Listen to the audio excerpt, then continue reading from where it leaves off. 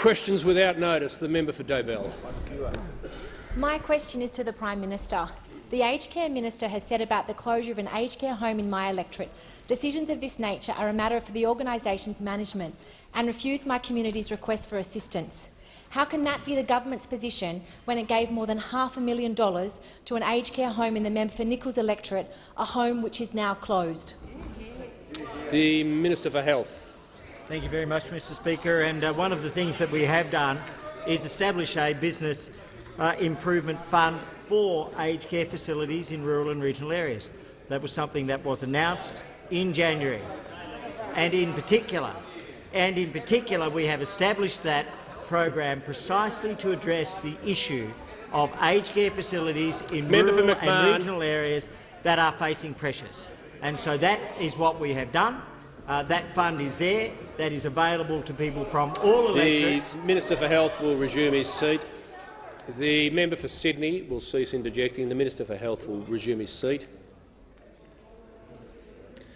The Manager of Opposition Business. Thanks. On direct relevance, the example that the member for Dobell is giving is of government money that has gone to a nursing home that is closed. The Manager of Opposition Business will resume his seat. The Minister is being relevant to the question. The member for Franklin. The member for McMahon is about to be watching back in his office. The Minister for Health has the call. He's looking for an early flight. Thank you very much, Mr Speaker. You gave me a moment of hope there. But directly, in relation to the member's question, with regards to her facility, I'm not aware of the dates or the details which were not provided. I'm happy to deal with them, but the Business Improvement Fund was announced in January. In relation to the other facts put forward, they are incorrect. And I say that because the program of working with the administrator with regards to Murchison began last year and has been an ongoing program of working with the administrator, and it also has an independent contractor advising. The member for Robertson. Thank you, Mr Speaker, and my question is to the Prime Minister. Will the Prime Minister inform the House why it is important that targets set by the government to meet key challenges are accompanied by plans to achieve them? And how is the Morrison government continuing to outline plans to meet such targets? The Prime Minister has the call. Speaker, the member for Cooper. The member for Robertson for her question, because she understands that to have a credible target, you have to have a credible plan to achieve it. And if you don't have a credible plan, Mr Speaker, then that reflects poorly on the credibility of the target that has been set, and worse than that, Mr Speaker, it reflects terribly on the credibility of those who put forward such targets without a plan. Now, Mr Speaker, our goals, the targets that we've set ourselves as a government over many years, have been accompanied by such plans, credible plans, Mr Speaker, that we have taken to the Australian people on numerous occasions, and we have delivered on those plans, so we deliver on the targets that we set before the Australian people. Mr Speaker, we set ourselves a goal, a target at the last election, that we'd be able to legislate to ensure 94% of Australians would not pay a marginal income tax rate more than 30 cents in the dollar. Now, we had a plan to achieve that target, Mr Speaker, and we legislated that plan here in this place. Those opposite had it each way. They were against it, they were for it, they were against it, they were for it, backwards and forwards, as the each-way opposition leader always is. Mr Speaker, we had a plan when we were first elected to create 1 million jobs, and more than 1.5 million jobs have been created as a result of the credible economic plans of the government. We have a plan, as we took to the last election, to create another 1.25 million jobs. Mr Speaker, we had a plan to keep our AAA credit rating, Mr Speaker, and under this government, under extreme pressures in terms of global forces and domestic pressures with droughts and other things, we've been able to maintain that AAA credit rating as a result of the strong financial management of the government. We had a plan, Mr Speaker, to stop the boats It wasn't a goal, it was a plan, and it was achieved, and it continues to be achieved under the strong policies of this government, Mr Speaker. We had a plan to expand our trade, and we've lifted the trade covered by export agreements under this government from 26% to 70%, and the first current account surplus, Mr Speaker, in decades. We had a plan to roll out the NBN to get 500,000 people into the MDIS, and we are delivering on that plan. We have a plan to increase the budget for defence to 2% of GDP, from the worst levels we've seen from those we inherited opposite pre-war levels of investment in our defence, and we are delivering on that plan, and we are delivering on that target. Our government, when we set targets, we have plans to achieve them. That's why the Australian people trust this government to deliver on plans. And at times like this, when we are putting plans in place to protect Australians from the coronavirus, that's why they know we will get through this, because we have a plan. Just before I call the Leader of the Opposition, the member for Cooper will cease interjecting, as will the member for Corangamite and Greenway. The Leader of the Opposition. Yes, Mr Speaker, my question is to the Prime Minister. The Prime Minister has claimed his only involvement in the corrupt sports rot scheme was passing along information. Why then, on the day before he called the election, did the Prime Minister obtain a colour-coded spreadsheet from Senator McKenzie with projects she intended to approve, listed by party and electorate? The Prime Minister has the call. Thank you, Mr Speaker. I would refer the member simply to the evidence provided today that Sport Australia advised the committee this morning that they received a brief from Senator McKenzie dated 4 April 2019 approving the third round of the community sports infrastructure grants. The members on my left, the member for McNamara. The member for McMahon is now warned, and the member for Cowper has the call. Thank you, Mr Speaker. My question is to the Deputy Prime Minister and the Minister for Infrastructure, Transport and Regional Development. Will the Deputy Prime Minister outline to the House how the Morrison-McCormack government's plans are meeting its target to invest record amounts in rural and regional Australia? Very good question. The Deputy Prime Minister. Thank you, Mr Speaker, and I thank the member for Cowper for his question. Mr Speaker, in his electorate we are seeing the result of government investment and the ways it can shape a community's future. And the member knows that all too well. He got elected because he fought hard. He advocated hard for the people of his Mid-North Coast electorate. Now, this government has a plan for regional Australia, just like the member for Cowper has a plan for his people. And we know that regional Australia is the engine room of our economy. When the regions are strong, so too is our nation. When the Mid-North Coast is strong, so too is New South Wales. Mr Speaker, infrastructure plays an integral role in our plan for the future. That important word, plan, a blueprint, a vision to unlock the potential, whether it's Cowper, whether it's Port Macquarie, Coffs Harbour, Member for Kingston Smith. Wherever it is, it's backed by a $100 billion infrastructure rollout over the next decade. Our regional communities are driven by industry, driven by agriculture, driven by tourism and services, just to name a few. And they need good infrastructure. They need a good plan, and with the Liberals and Nationals in government, that is what they're getting, both at a federal and in New South Wales at a state level as well. And by ensuring a strong economy, we create opportunities for businesses to grow, small businesses to prosper, to hire more people, because it's small businesses which have enabled this nation to have 1.5 million new jobs created since we came into government. It's a good plan. It's a good blueprint. Round 3 of the Building Better Regions Fund held tourism in focus, and when we invested in regional tourism, we boosted development. When tourists travel to a regional community, they can see the vibrancy that's out there. Regional Australia is not broken. I've said it time and time again. Regional Australia deserves visiting. Regional Australia deserves investment. People should consider, should think about that tree change, to get out to regional Australia and see the vibrancy, see the development, see the prospects, see the future that is in regional Australia, just like in the member for Cowper's electorate. Take Epic Stadium in Coffs Harbour in the member for Cowper's electorate. It's a $6.5. It is part of the plan, member for Greenway. It is certainly part of the plan. A $6.5 million investment in the community through the BVRF, now open and running world-class events. And we were there for the Aussie Rules Grand Final. I won't tell you how the member for Cowper's drop punt went into the crowd, but he was there. He was there with the local mayor. He was there with myself, and we were there with a lot of supporters, and they were thrilled because he advocated hard for that stadium and he delivered. All part of the plan, all part of the blueprint. A project which Coffs Harbour City Council General Manager Steve McGrath said was only made possible through joint funding from the Australian government. He understands, as good general managers do, that we've got a plan. We're rolling it out. We're rolling it out. We're investing and boosting regional Australia. It's all part of our plan. Concluded.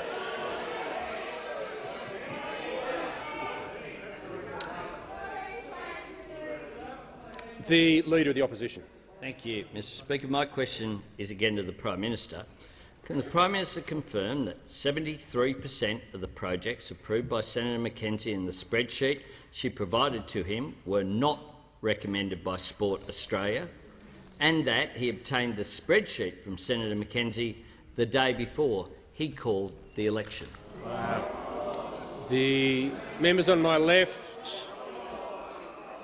The Prime Minister. Mr Speaker, what I can confirm is what I have just said previously in answer to the previous question, and that the authority for approving those projects was signed, dated 4 April 2019 for the third round of community sports infrastructure grants, Mr Speaker. I can also confirm that the emails in relation to these matters in question were tabled on the 13th of February in compliance with an order for the production of documents from the Senate. And the emails reflect general communication relating to the program, including relating to events and the coordination of media engagements.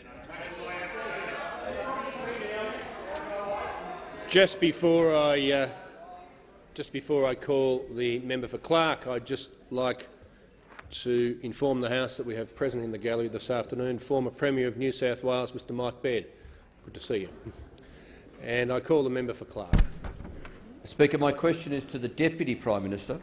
Deputy Prime Minister, following the shocking deaths of thousands of sheep aboard the Awassi Express in 2017, some weak reforms to the live animal export industry were announced. But it now turns out that, despite most Australians still opposing this cruel trade, even the flimsy reforms are being quietly dumped. Deputy Prime Minister, this week, why did you ignore the advice of the Australian Maritime Safety Authority and approve a live animal export ship failing ventilation requirements? And how can the community ever believe that the government cares about animal welfare when even the half-baked safeguards we do have are ignored on a ministerial whim? The Deputy Prime Minister has the call. Thank you, Mr Speaker, and I do thank the member for Clark for his question and for his interest in this area. Mr Speaker, there is a commitment to phasing out two-tier vessels for live sheep exports. A ban on two-tier vessels was implemented through Marine Order 43, as the member for Clark would be aware, on the 1st of January. Where existing vessel operators require further transition time and can demonstrate genuine intent to comply with the new standards, they are able to apply for limited and temporary exemptions for twin-tier decks carrying sheep. Any application will be considered on a case-by-case basis, so they'll be considered individually. Applicants must justify why they are unable to comply with legislated deck height and ventilation requirements and submit a plan to comply with these requirements as soon as possible. And as a condition for any exemption whatsoever, exporters will also need to have an animal welfare management plan that has been approved by the Department of Agriculture, Water and Environment.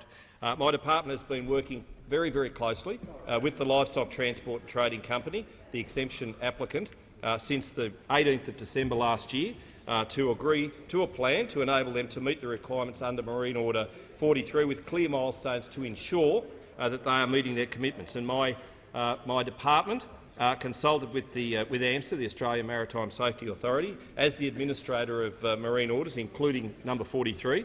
AMSA did not, I repeat, did not advise against the exemption application. The operator of the Al Shuak has committed to a timetable to comply with the requirements and has agreed arrangements to manage animal welfare with the Department of Agriculture. Now, on this basis, I have approved one temporary exemption to the twin-tier requirements for the vessel. The House should note that the exemption only relates to twin-tier requirements. It is only in relation to this decking and associated ventilation, and only for sheep. If the vessel doesn't comply with the agreed requirements, the exemption will be revoked. As always, this government, its primary focus is on meeting the highest possible animal welfare standards as set out in the Export Supply Chain Assurance Scheme. Now, no other country that exports live animals has such a scheme in place. We do. We do. Member for Hunter. We Member do. for Hunter. It doesn't matter who it is. The nation has it in place. The nation has it in place because animal welfare has to be first and foremost, and that's what we are doing. Now, the live export trade is a major source of employment in the national red meat sector. It's worth $2 billion, and for the member for O'Connor, and I know how important this is for him, it's worth $150 million per annum. That is significant money. That is jobs. That is jobs in regional Australia, and providing the animal welfare standards are being met, we will always back those sorts of industries with those sorts of jobs and that sort of wealth creation. The member for Canning. Thank you, Mr Speaker. My question is to the Treasurer. Will the Treasurer outline to the House how the Morrison government's economic plan and responsible fiscal management has been working to ensure that the government lives within its means? And is the Treasurer aware of any alternative plan that would damage the economy? The Treasurer has the call. Thank you, Mr Speaker, and I thank the member for Canning for his question and note that he has served this country with distinction in uniform, Mr Speaker. And, Mr Speaker, when we came to government, unemployment was rising, investment was falling and the budget was deep in the red. Since coming to government, we committed to our plan to create more than 1 million jobs, and we've created more than 1.5 million jobs, Mr Speaker. Member for Sydney. We committed to reduce taxes, Mr Speaker, Member for and we Rankin. have passed through the parliament more than $300 billion worth of tax cuts, and we committed to the Australian people that we would bring the budget back into balance, and we've delivered the first balanced budget in 11 years, Mr Speaker. But I'm asked, are there any alternative approaches? Are there any alternative approaches? Well, we know those opposite prefer well-being budgets to balanced budgets, Mr Speaker. And they are led, they are inspired. They are inspired by their spiritual leader, that member for Rankin, Mr Speaker. The member for Rankin, Mr Speaker. And I was thinking yesterday, as the member for Rankin was coming into the chamber, fresh from his ashram deep in the mountains of the Himalayas, barefoot into the chamber, robes flowing, incense burning, beads in one hand, well-being budget in the other, I thought to myself, what would the yoga position that the member for Rankin would assume? The Treasurer will resume his seat. Members on my right. The member for Goldstein. Members on my right. The minister will cease interjecting. The Manager of Opposition Business on a point of order. Direct relevance, Speaker.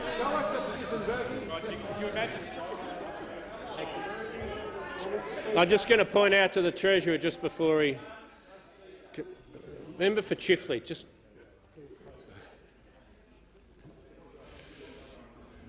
The question did ask about alternative policies, and I'm listening very closely. I'm just going to point out to the Treasurer that no one would enter the chamber in the way he says, because it would breach the dress code in the standing orders. The Treasurer has the call. Thank you, Mr Speaker. Well, as the member for Rankin was approaching the dispatch box, I was thinking what position would he be assuming to deliver the first wellbeing budget? And I'm no expert.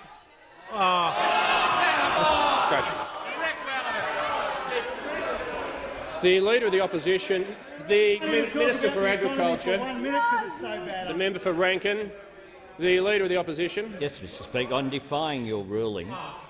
If they can't talk about the plan, the word for today, because sentences are too hard, he should just sit down. The Leader of the Opposition will resume his seat. He's not defying my ruling, and I don't want to go through all the Hansard history where there's been similar answers to questions on both sides.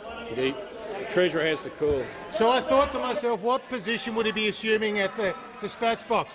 Was it position number 5, the downward dog, Mr Speaker? No. Was it position number 6, the reclining pigeon, Mr Speaker? No. Position number 7, Mr Speaker, the twisted deer, Mr Speaker. But then the vision came to me. Through the incense, Mr Speaker. What was the position? Number 8. It was the sleeping swan. No, the Treasurer will remove that prop. It was a sleeping swan, Mr Speaker. Position number 8. The sleeping swan. Beads in one hand, robes flowing, incense burning. Here was the member for Rankin's homily to his mentor, the former member for Lilly. Mr Speaker, we all know, the Australian people know, a wellbeing budget is just another word for Labor's higher taxes and more debt. Just before I call the Leader of the member for Goldstein, the member for Rankin, the member for Goldstein and others, I've mentioned this before, it's disorderly to bash the desks with your hand is the only term for it. It's well written up in practice.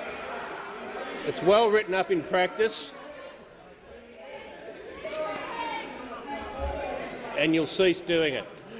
The Leader of the Opposition. Thank you, Mr Speaker. My question is a serious one. It goes to the Prime Minister.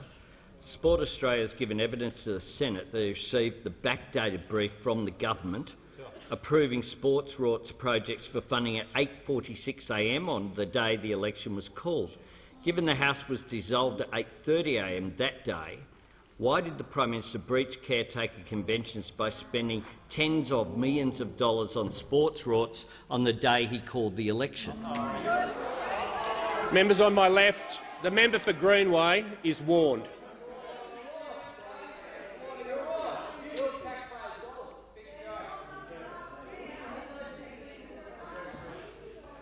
The Prime Minister has the call. Well, thank you, Mr Speaker. I don't accept the allegation put forward by the Leader of the Opposition.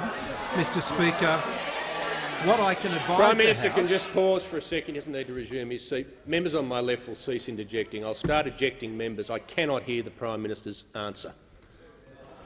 Thank you, Mr Speaker. The Prime Minister has the call. I don't accept what the member has just put forward, because the testimony today from Sport Australia was that they received a brief from Senator McKenzie dated the 4th of April 2019.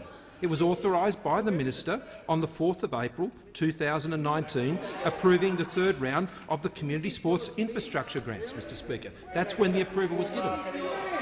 The member for Ryan. Thank you very much, Mr Speaker. My question is to the Treasurer. Treasurer, how has the government's plan for strong economic management enabled the government to meet its targets and to create new jobs? And is the Treasurer aware of any alternative policies that would threaten the jobs of hard-working Australians? The Treasurer. Thank you, Mr Speaker. And I thank the member for Ryan for his question and acknowledge his experience as a local councillor before coming to this place, and that in his electorate there are more than 19,000 small and medium-sized businesses that are benefiting from the tax cuts that we have passed, Mr Speaker, and from our extended instant asset write-off announced in last year's budget, Mr Speaker. Now, when we came to government, unemployment was 5.7% and rising, Mr Speaker. Investment was in free fall, and the budget deficit was $48.5 billion, or around 3% of GDP. Now, that occurred on Labor's watch when they had been enjoying iron ore prices more than double of where they are today at $180, Mr Speaker. That had occurred on Labor's watch. Now, Mr Speaker, they also saw in their last year in office more than 62,000 small businesses close their door. Now, since we've come to government, we've delivered on our plan to create more than 1 million new jobs, in fact more than 1.5 million new jobs. We've delivered on our plan to lower taxes, legislated more than $300 billion of tax cuts through the Parliament, which will see 94% of taxpayers pay a marginal rate of no more than 30 cents in the dollar. We've delivered on our plan to cut taxes for small and medium-sized businesses, millions of small and medium-sized businesses who will see their company tax rate go down to 25%, Mr Speaker. We've delivered on our plan to secure more free trade agreements. In fact, taking the percentage of our two-way trade, Mr Speaker, covered by free trade agreements from 26% to more than 70%. And, Mr Speaker, what we have seen is employment growth today at 1.9%. That is nearly double the OECD average and nearly triple the average that we inherited. Mr Speaker, today the participation rate across the economy in terms of employment is 66.1%. This compares to 64.8% when we took office. Mr Speaker, over 300,000 jobs were created in 2018-19, 100,000 more than Treasury had forecast. And more women and more senior Australians are finding employment. In fact, female employment has increased by 183,000 in the last 12 months, with 7 out of 10 jobs in full-time work, with female participation at a record high. Mr Speaker, this is what comes with disciplined economic management. And the Australian people and the Australian economy dodged a bullet at the last election. Could you imagine dealing with the drought, the fires, now the coronavirus, with $387 billion of higher taxes? That's what the Australian people were going to face under a Labor government, Mr Speaker. Thankfully, they got a coalition government. We're creating more jobs and delivering lower taxes. The Leader of the Opposition. Thanks, Mr Speaker. My question again goes to the Prime Minister, and I refer to his previous answer. How could the minister's decision have been made on 4th April if Senator McKenzie sought the agreement of the Prime Minister in his office on the 10th of April? Can the Prime Minister guarantee that the document by Minister McKenzie was not backdated? The Prime Minister has the call. Mr Speaker, as I responded earlier, as Sport Australia advised the committee this morning, Senator McKenzie's authority approval of the projects was dated the 4th and provided on the 4th of April 2019. Mr Speaker, what the member has suggested is that there was some requirement The Prime Minister. The Prime Minister can pause for a second. The member for Isaacs is warned. I do need him to repeat it because I couldn't hear anything while you're interjecting. Now, I can't make it any more clear. I'm now issuing a general warning. So what that means is I will exercise 94A on anyone who I deem to be disrupting the parliament. No. Member for Isaacs will resume his seat. Prime Minister. Thank you, Mr Speaker. The premise of the member's question is false. The Prime Minister is not the decision-maker in relation to the program that he has suggested. As I've said on numerous occasions, the authority for making the ministerial authority for these decisions was the Minister for Sport. The Minister for Sport, Mr Speaker, authorised those arrangements, and that authorisation is dated the 4th of April 2019. Just before I call the member for Wentworth, I would like to acknowledge the presence on the floor of the chamber today of a parliamentary delegation from the European Parliament. A very warm welcome to you. And I call the member for Wentworth. Thank you, Mr Speaker. My question is to the Minister for Energy and Emissions Reduction. Will the minister outline to the House how the Morrison government's plans are delivering on its responsible emissions reductions target whilst ensuring lower energy costs and reliability in energy generation? Is the minister aware of any alternative policies? The Minister for Energy and Emissions Reduction. Look, just before I call, member for Kingsford Smith, members for Kingsford Smith, Eden Monaro and Chifley seem to have either not heard or forgotten what I said a minute ago. The minister has the call. Thank you, Mr Speaker, and I thank the member for Wentworth for his question, and I acknowledge his distinguished career to this nation as an ambassador before he came into the parliament, Mr Speaker. And the member for Wentworth, like all members on this side of the House, knows that we went to the last election. The member for Kingsford Smith will leave the chamber. The minister has the call. He knows that we went to the last election with a plan to deliver a fair deal on energy for all Australians while we reduce our emissions, Mr Speaker. And he also knows that we are delivering. Indeed, just today we've announced that from the 1st of July, the dodgy late payment penalties that were inflicted by energy companies on many Australian families and small businesses will come to an end. Will come to an end because a new rule will ensure that they can't happen, and any company that doesn't comply will pay penalties of up to $100,000.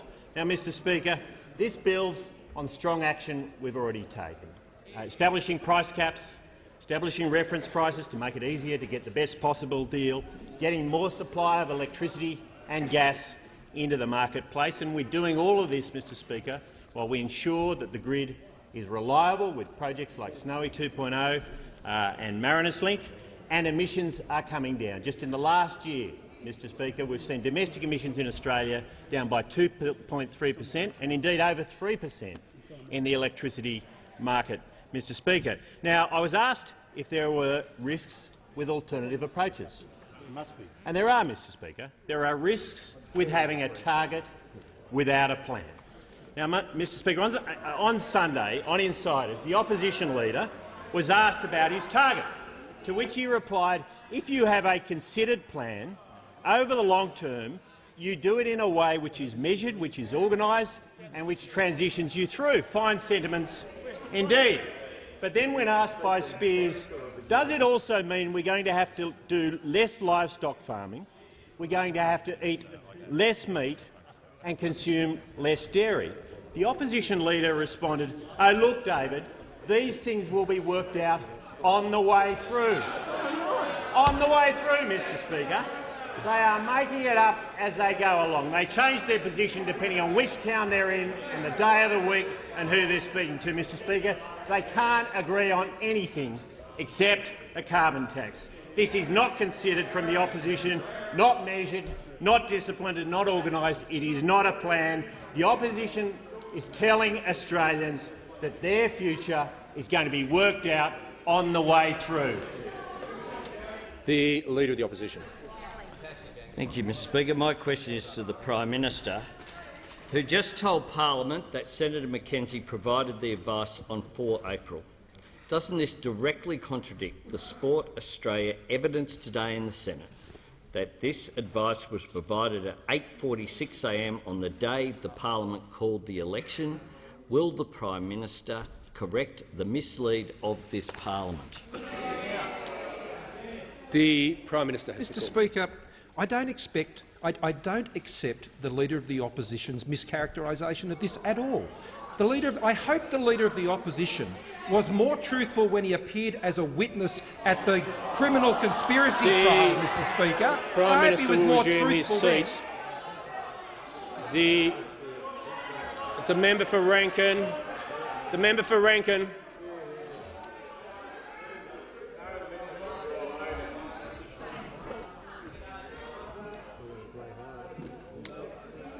The Manager of Opposition Business on a point of order. Speaker, on direct relevance, the question is very precise and goes to the absolute obligation that every member of parliament has in this place, that is part of the Prime Minister's alleged own code. If he can't keep to the point the Manager of Opposition Business will resume his seat. The Prime Minister has the call. Thank you, Mr Speaker. I repeat what I said earlier. Sport Australia advised the committee this morning that they received a brief from Senator McKenzie that was dated the 4th of April 2019. That's what occurred. Is the Leader of the Opposition seeking to table a document? I am, Mr Speaker. An Leader of the Opposition, an answer to a question on notice in the Senate that clearly indicates the document was given on the 11th of April 2019. The Leader of the Opposition will resume his seat as I ruled yesterday. I'm going to table documents that are readily available, particularly the transcript of proceedings in both the houses.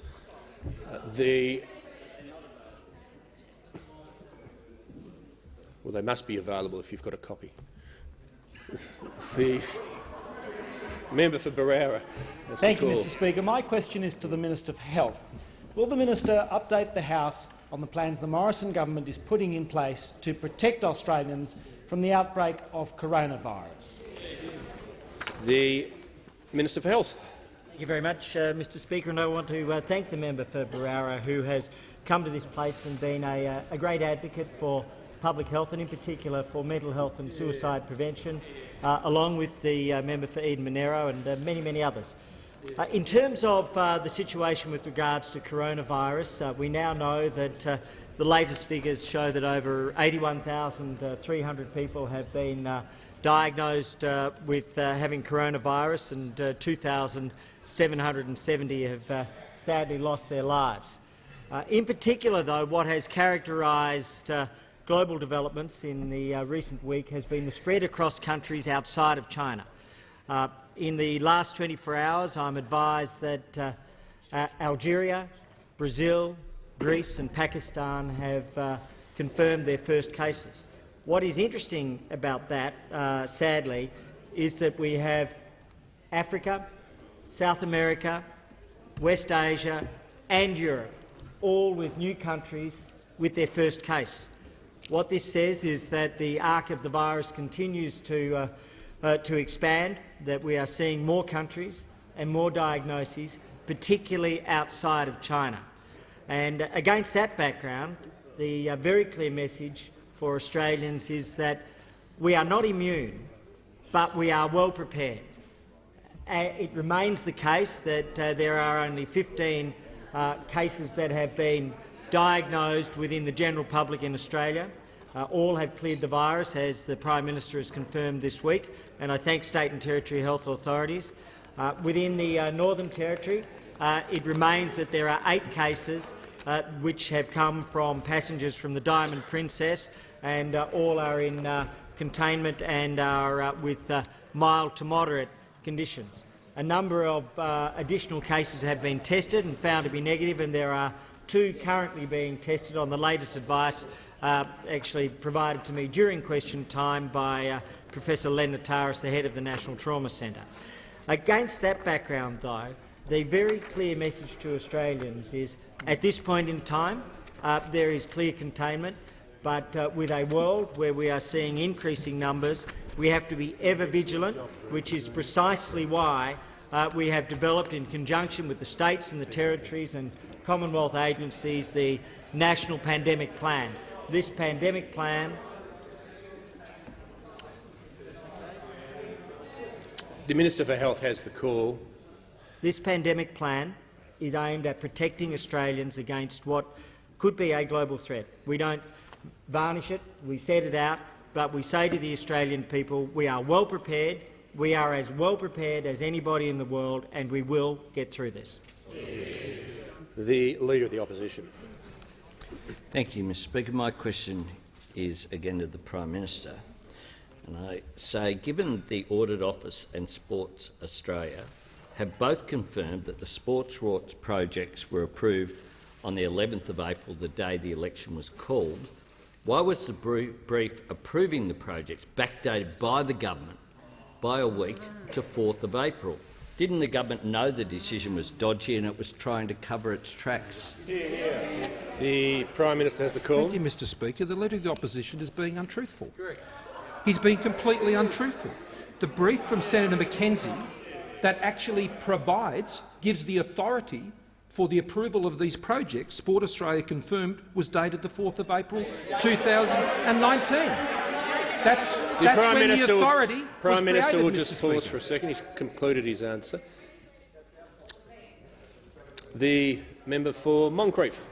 Thank you, Mr Speaker. My question is to the Minister for Home Affairs.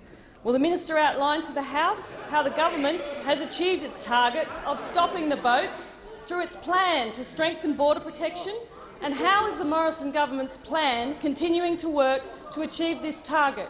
Is the minister aware of any alternative approaches? The Minister for Home Affairs. Well, thank you very much, Mr Speaker. I want to thank the member for Moncrieff for her question and for her very strong support of our successful border protection policies. Now, this government took a very clear plan to the last election, in fact to the last several elections, where we wanted to clean up Labor's mess. We wanted to make sure that we didn't have children drowning at sea. We wanted to make sure, Mr Speaker, that we didn't hand back control of our borders to people smuggling networks. And we've been successful at that plan. There's no sense, Mr Speaker, in putting forward a plan if you have no detail and no possible way in which you can achieve success in that plan. Now, when Labor went to the election, they promised that there would be no boats and that there would be no children in detention. That was their promise and that was their hope and that was their plan, Mr Speaker. Now, what happened?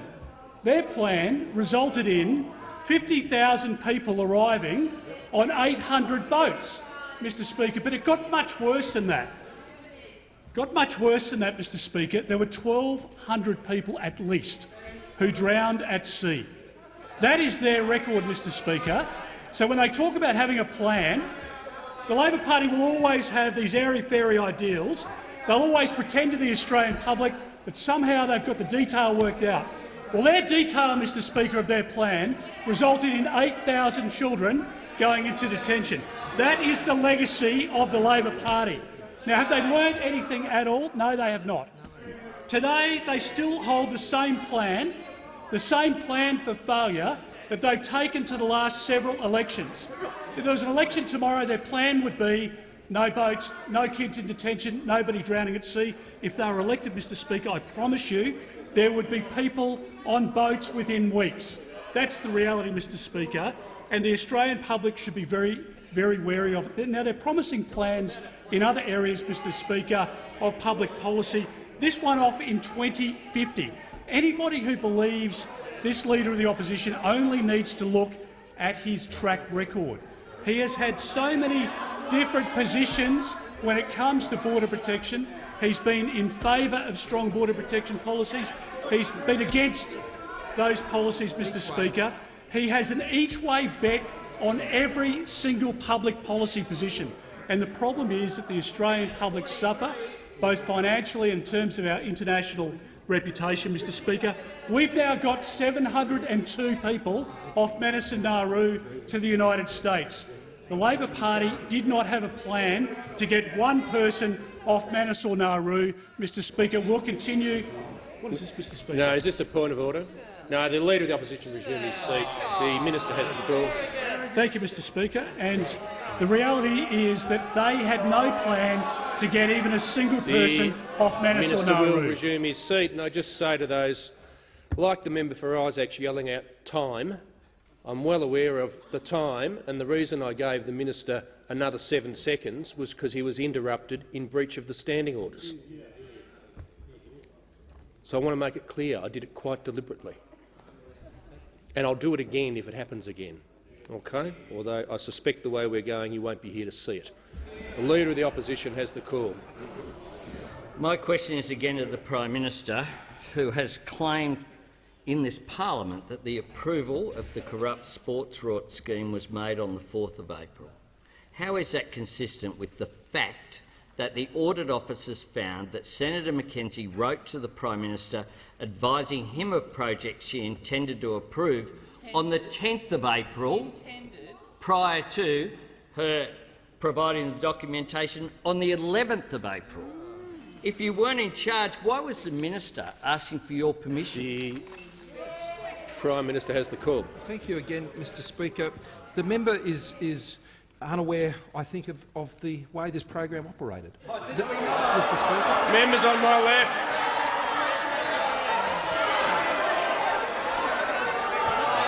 Prime Minister resume his seats. The member for Kingston will leave the chamber under 94A.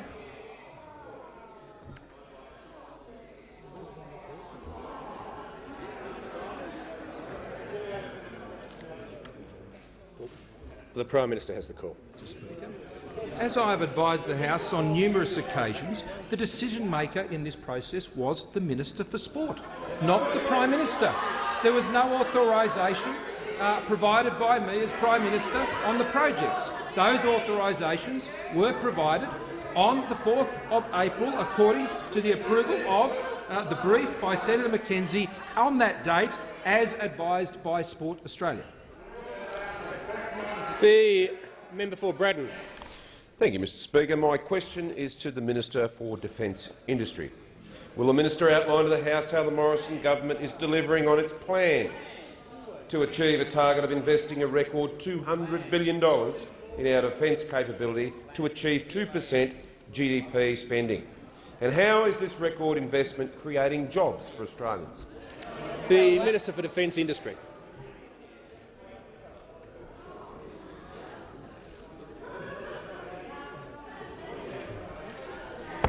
Minister has the call. Thank you, Mr Speaker. And can I thank the member for Braddon and also acknowledge his deep passion for Australian defence industry.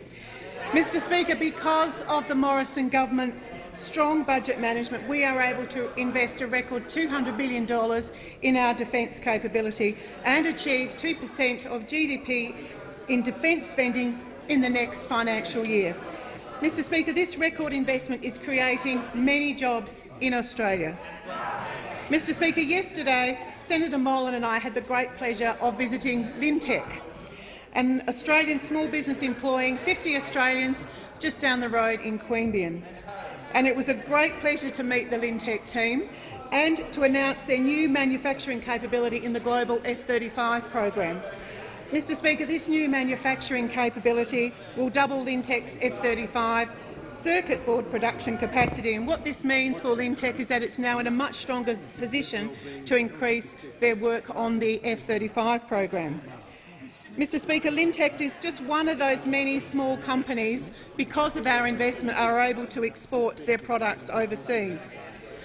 Mr Speaker, last year I visited the US to fight for more Australian work in the US program, and I was proud to announce upon my return that the Western Sydney-based Quickstep was awarded additional work to provide some 10 new parts to the global F-35 program. Mr Speaker, proudly there is currently $250,000 worth of Australian Quickstep equipment on every F-35 globally. Their world-leading capability is yet another example of an outstanding Australian success story in our defence industry. Quickstep and Lintec are just some of the 50 companies, Mr Speaker, who are sharing in some $1.7 billion worth of work on the Joint Strike Fighter program. And talking about jobs, yes, this program is currently supporting some 2,400 Australian jobs, with thousands more expected by 2023. Mr Speaker, we on this side of the House, we're backing our defence industry, small, medium and large defence industry businesses, and at the same time we're creating thousands of Australian jobs. And Mr Speaker, that's what a record investment of $200 billion will get you. It will get you support for our defence industry, ensuring that our men and women in uniform get the capability that they deserve. And it's only with sound financial management that we on this side are able to deliver what our men and women in uniform deserve, and at the same time creating Australian jobs. The Leader of the Opposition. Thank you, Mr Speaker. My question is again addressed to the Prime Minister. Why did the government approve a $50,000 grant to the Sans Souci Football Club in his own electorate, despite the fact the project had already been built, had already been officially opened and was ineligible for funding? Isn't the Prime Minister the master chef of cooking the books when it comes to the corrupt sports rort scheme? The Leader of the Opposition knows the rules on props. The Prime Minister has the call. Thank you, Mr Speaker. As I'm sure the member would be able to find out by reading the report, the project was approved for funding by the then Minister for Sport based on its assessed eligibility by Sport Australia. The member for North Sydney.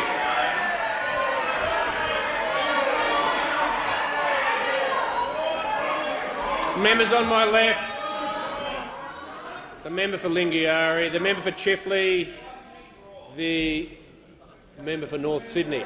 They should be careful. I might come in my Speedos next time. My question is to the Minister for Communication, Cyber Safety and the Arts. Will the Minister outline to the House how the Morrison government is delivering on its plans to achieve its NBN rollout targets? The Minister for Communication, Cyber Safety and the Arts. Well, I do thank the member for North Sydney, who's got a very strong interest in service delivery to his constituents. And on our side of the parliament, Mr Speaker, we are delivering on our plan for fast and affordable broadband for all Australians. When it comes to rollout, we are delivering 10.8 million premises able to connect, 6.6 million premises are connected, 30,000 to 40,000 premises a week are connecting to the national broadband network. By contrast, when Labor had responsibility for this project, after 6 years, barely 51,000 over 6 years, compared to 30,000 to 40,000 a week under this government. Of course, 2/3 of homes and businesses connected are taking a 50 megabit per second or higher speed plan. Member for Lyons. And, Mr Speaker, the NBN is affordable. Prices are steadily dropping, and of course, last year the NBN introduced a $35 wholesale 12/1 plan, and that allows retailers to deliver an affordable entry-level $60 plan, making the NBN more affordable to some 500,000 budget-conscious households. So, Mr Speaker, we are getting on with delivering the NBN in accordance with our plan. The member for Lyons is in the downfall phase of the Rudd-Gillard-Rudd government, the Leader of the Opposition briefly had responsibility for the NBN. And here's what he had to say on the 4th of September 2013, quotes, "We are rolling out the NBN as fast as it can be rolled out. This is the largest infrastructure project in Australia's history. You can't just click your fingers and get it done." Well, Mr Speaker, he thought that was as fast as they could go, but he was wrong, wrong, wrong. We're getting it delivered much faster, and the reason is that we have a plan. The Labor approach, of course, is to promise the earth, and don't worry for a second if you can't actually deliver it. That was the approach when they promised to end the double drop-off. Remember that? 260 new childcare centres to be delivered, promised in 2007. They pulled the plug after they delivered 38. Remember the GP super clinics? 28 were promised at the 2010 election. They actually delivered 1 by 2013. His seat.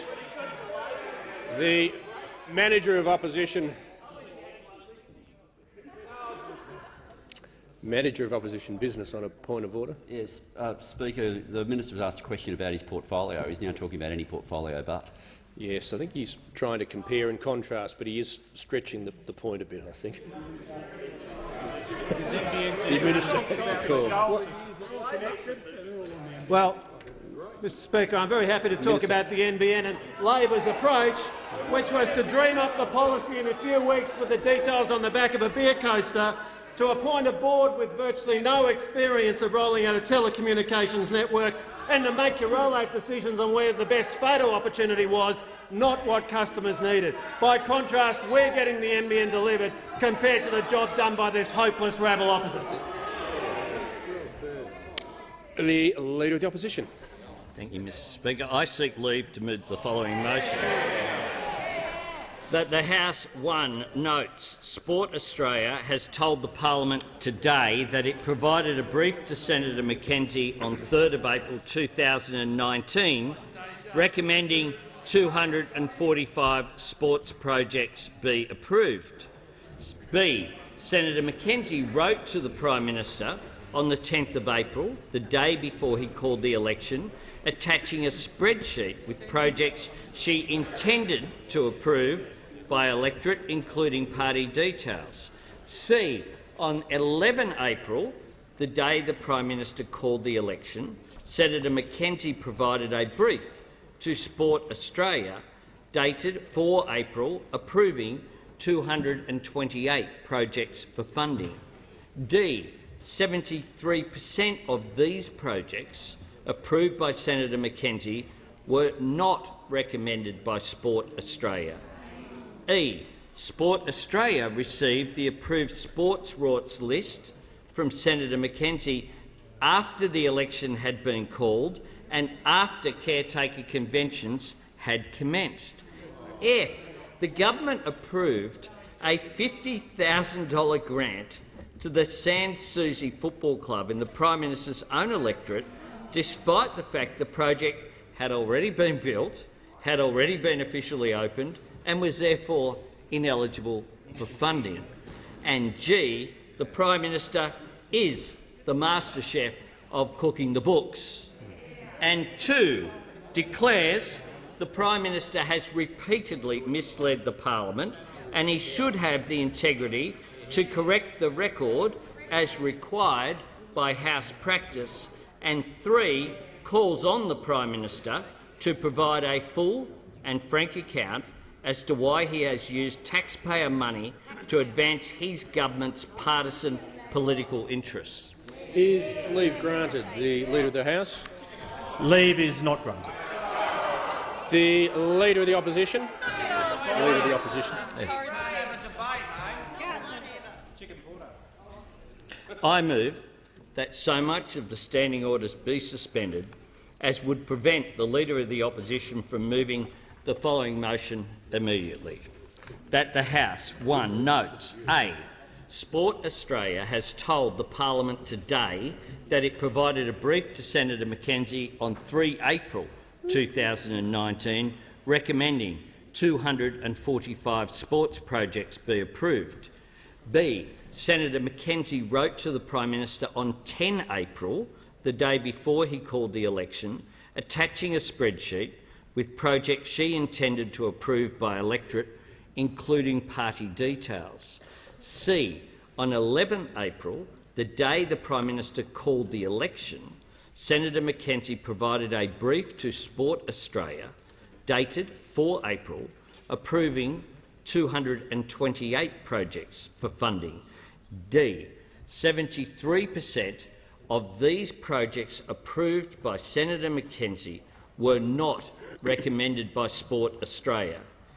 E, Sport Australia received the approved sports rorts list from Senator McKenzie after the election had been called and after caretaker conventions had commenced. F, the government approved a $50,000 grant to the Sans Souci Football Club in the Prime Minister's own electorate, despite the fact the project had already been built, had already been officially opened and was therefore ineligible for funding. And G, the Prime Minister is the master chef of cooking the books. And 2, declares the Prime Minister has repeatedly misled the Parliament and he should have the integrity to correct the record as required by House practice. And 3, calls on the Prime Minister to provide a full and frank account as to why he has used taxpayer money to advance his own government's partisan political interests. Mr Speaker, the fact is that this government is showing Leader they of the can't Opposition even prepare will resume his to seat. defend. The Leader of the House. I move that the member no longer be heard. The Leader of the House has moved the Leader of the Opposition be no further heard. All those of that opinion say aye. To the contrary, no. If the ayes have it, division required. Ring the bells for 4 minutes.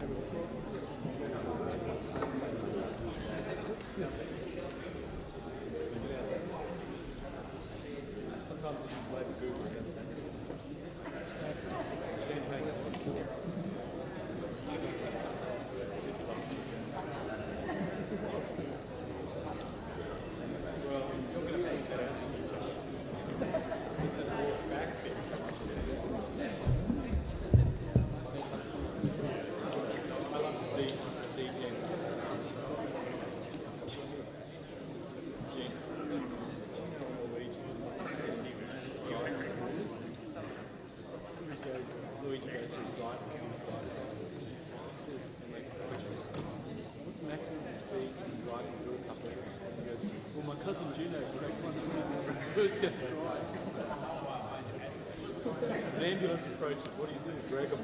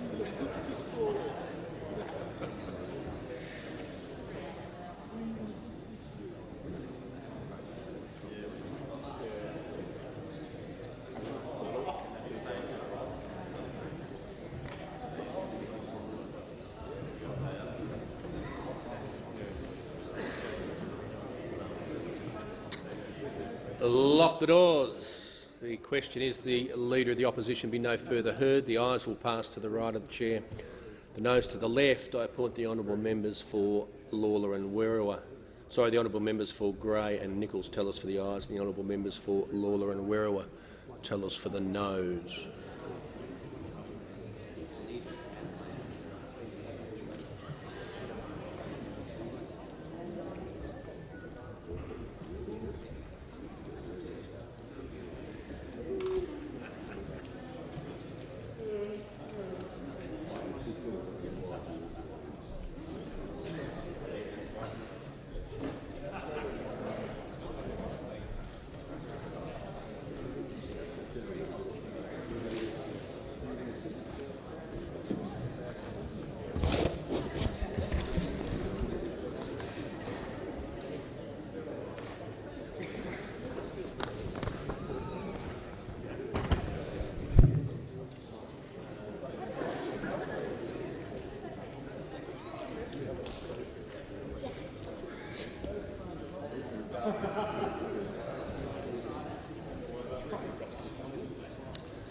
Order. The result of the division is ayes 74, noes 69. The question is therefore resolved in the affirmative. Is the motion seconded? The Manager of Opposition Business.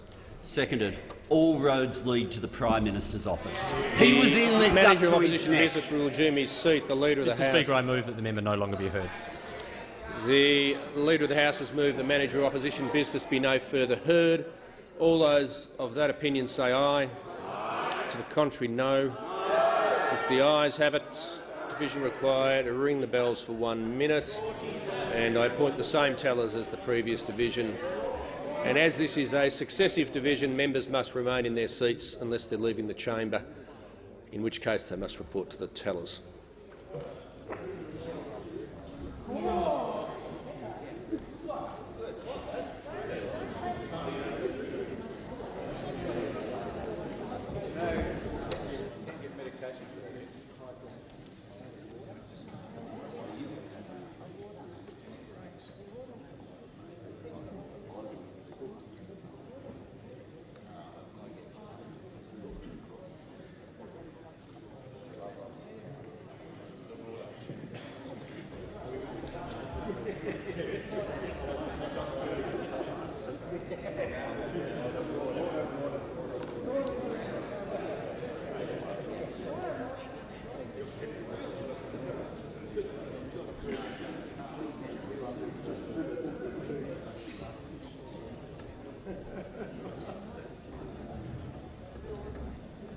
Lock the doors.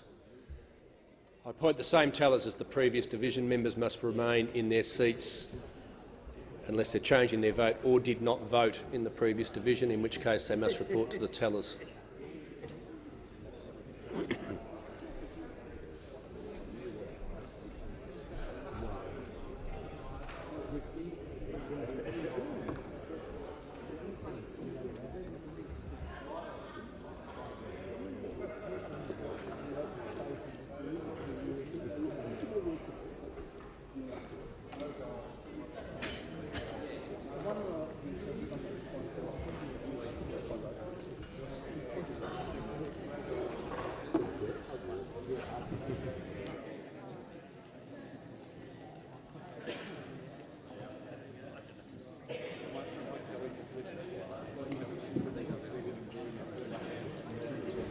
Order. The result of the division is ayes 74, no 69. The question is therefore resolved in the affirmative. The question is the motion moved by the Leader of the Opposition be agreed to. The Deputy Leader of the Opposition. His fingerprints are all over it. Backdated The Deputy briefs, Leader of the Opposition resume his seat. The spreadsheet. Leader of the House. The question be put.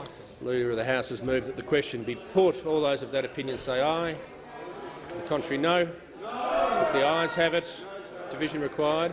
We'll ring the bells for 1 minute. Again, in this successive division, members must remain in their seats unless they are changing their vote or did not vote in the previous division, in which case they must report to the tellers.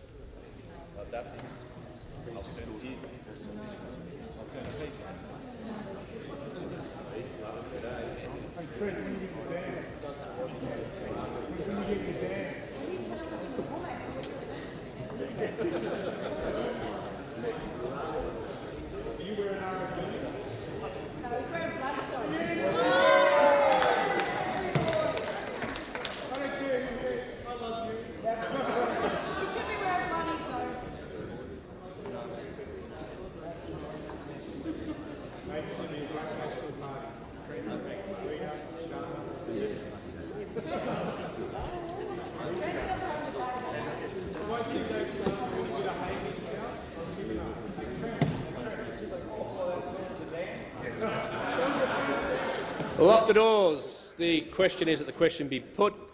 I again appoint the same tellers as the previous division. Members must remain in their seats unless they're changing their vote or did not vote in the previous division, in which case they must report to the tellers.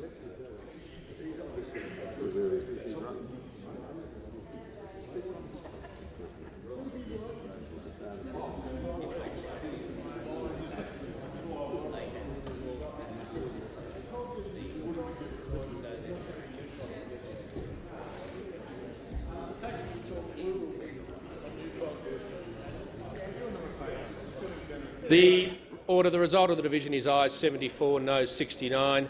The question is therefore resolved in the affirmative. The question now is that the motion moved by the Leader of the Opposition be agreed to. All those of that opinion say aye. The contrary, no. I think the noes have it. Division required. Ring the bells for 4 minutes.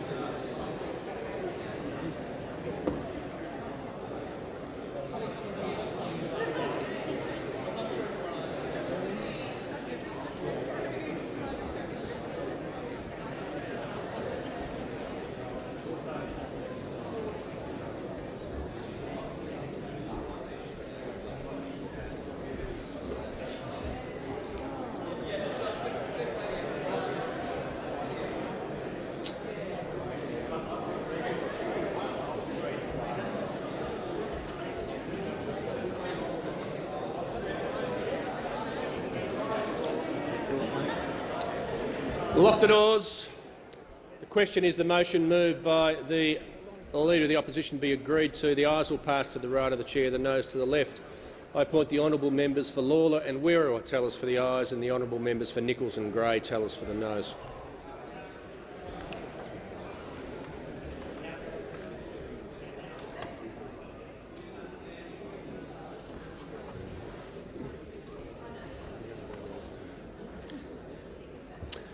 Order. The result of the division is ayes 69, noes 74. The question is therefore resolved in the negative.